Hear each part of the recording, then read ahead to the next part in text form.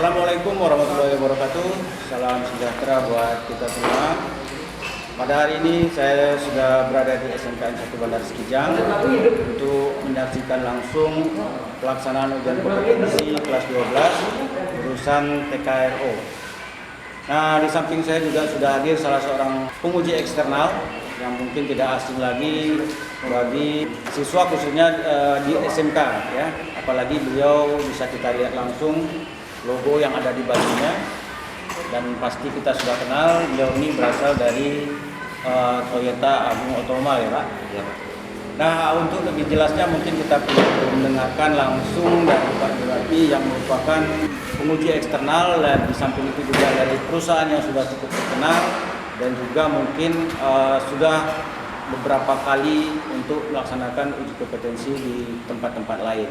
Langsung saja kita sapa Pak Zul. Mungkin Pak Zul ya sudah 4 hari ya di sini sudah. Kira-kira bagaimana hasil dari ujian yang diberikan kepada anak-anak ini?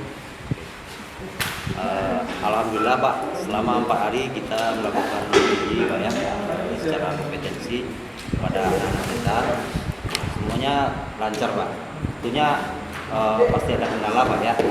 Mungkin saya juga konsultasi juga kepada para guru tentang jam praktek kayaknya.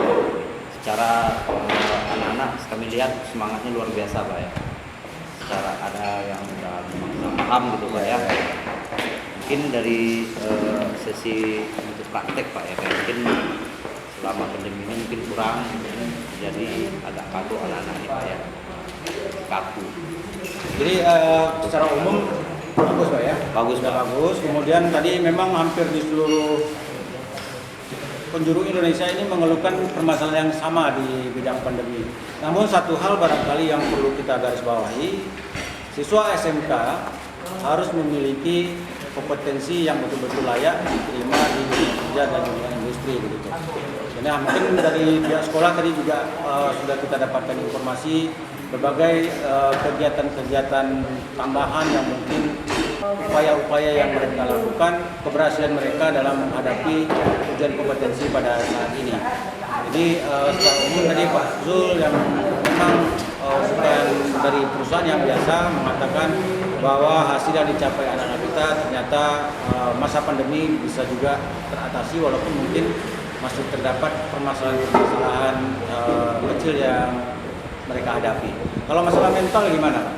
Masalah mental mungkin saya lihat Pak juga Pak, ada pengaruh juga mungkin dari karena ini kan tatap muka Pak. Betul. Kita ini kan keahlian itu artinya kita harus sering latihan. Betul. Kalau komposisi dari kurikulum ya Pak ya, 30% teori atau 70% praktek. 70% praktek. Iya. Nah, itu yang perlu digarisbawahi adik-adik sekalian. Kalau untuk kejuruan itu 70%-nya adalah praktek. Nah, 30%-nya yang teori. Jadi itu perlu diperhatikan. Terus Pak Dur? Ya. Artinya mungkin saya lihat karena tatap muka yang kurang Pak ya, atau praktek yang kurang. Jadi kebiasaan untuk pemegang alat-alat ukur untuk mengoperasikan mungkin Juga berpengaruh ya? berpengaruh Pak. Nah, tapi secara kita ambil kesimpulannya, secara mungkin karena selama ini kan daring Pak ya, secara komponen ini udah hafal, artinya tinggal sudah bisa kita pastikan itu karena praktek yang kurang. Ya masalah Darinya sih udah paham gitu kan. Dan mudah-mudahan depannya semuanya udah normal Pak ya.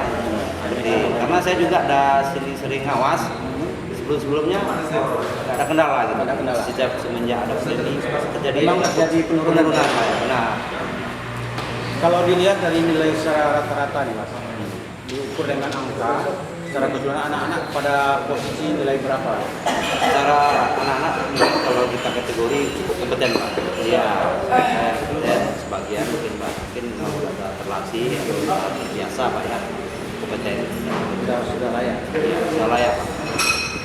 Baik, itu tadi penjelasan dan informasi-informasi yang disampaikan oleh Pak Zul perihal tentang persiapan-persiapan harus dipersiapkan khususnya bagi adik-adik nantinya. Kita berharap pandemi ini segera berakhir sehingga pembelajaran normal nantinya adik-adik jangan lagi menyia-nyiakan waktu, karena berbeda dengan pelajaran normatif dan adaptif.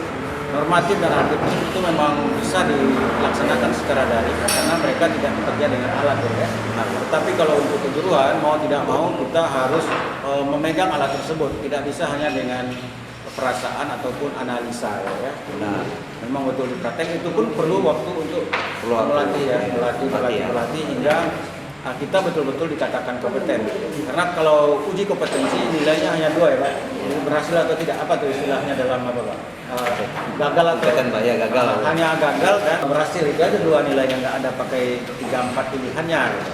Jadi itu sebabnya ketika adik-adik nanti kalau yang ini masih SMP atau sederajat, itu perlu diketahui kalau yang namanya kejuruan itu memang kita fokuskan untuk memilih salah satu jurusan yang akan kita ambil.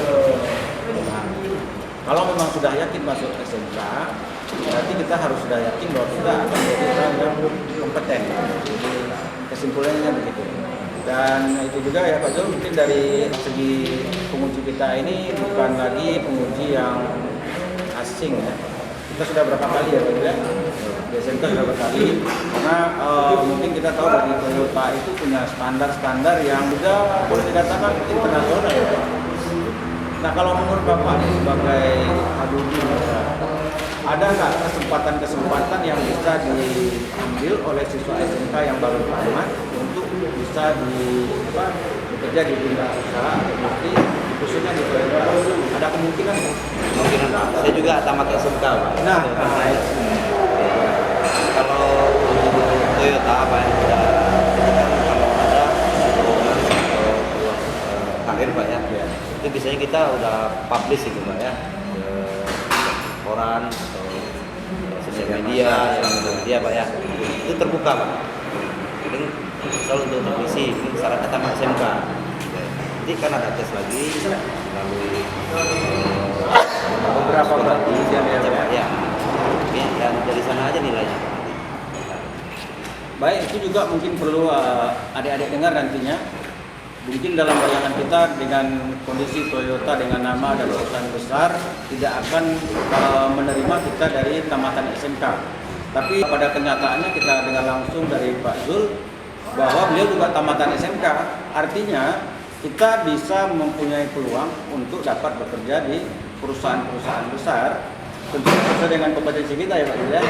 Artinya sekali lagi kita memiliki peluang yang sama, namun tidak melepaskan dari skill atau kompetensi yang kita miliki. Juga Toyota itu setiap membuka lowongan pekerjaan itu selalu dipublish, baik itu di media massa atau media cetak. Itu perlu kita ketahui. Jadi untuk adik-adik yang taman SMK, jangan pesimis. Toyota juga bersedia menunggu Anda, namun persiapkanlah diri sebaik mungkin yang tidak hanya skill saja Pak ya, kita banyak ada beberapa tes, ada ujian kompetensinya, apalagi perusahaan semakin besar perusahaannya juga semakin banyak tesnya gitu. Ada tes wawancaranya, ada psikotesnya Pak ya. Nah, jadi kita jangan bermimpi juga bertahap memilih skill tanpa adanya kepribadian, itu juga akan menjadi suatu kendala. Jadi kalau bisa dia komplit ya. Skill kita ada, kemudian juga perilaku ataupun sifat kita, bahasa attitude atau bahasa industri banyak. Itu bahasa kita hanya sikap yang tidak kalah pentingnya. Bisa saja kita punya kompetensi tapi tidak mempunyai sikap yang baik, itu akan kelihatan ketika kita diuji di psikotes ya. Kalau masalah ilmu ada gurunya Pak? Ada gurunya. Ada gurunya. Itu Itu ini yang barangkali perlu kita persiapkan juga untuk kedepannya. Nah, itu saja barangkali Pak Zul. Terima kasih atas waktunya. Mudah-mudahan apa yang Pak Zul sampaikan bisa bermanfaat bagi adik-adik kita nanti di kesempatan yang akan datang. Baik para pemirsa, barangkali kita bisa berbincang-bincang lebih jauh lagi kepada Pak Zul ini di masa yang akan datang. Dan untuk sore ini saya akhiri. Assalamualaikum warahmatullahi wabarakatuh. Dan jangan lupa like, subscribe, dan tekan tanda lonceng bagi yang baru mengikuti program acara di Kijang TV. SMK bisa.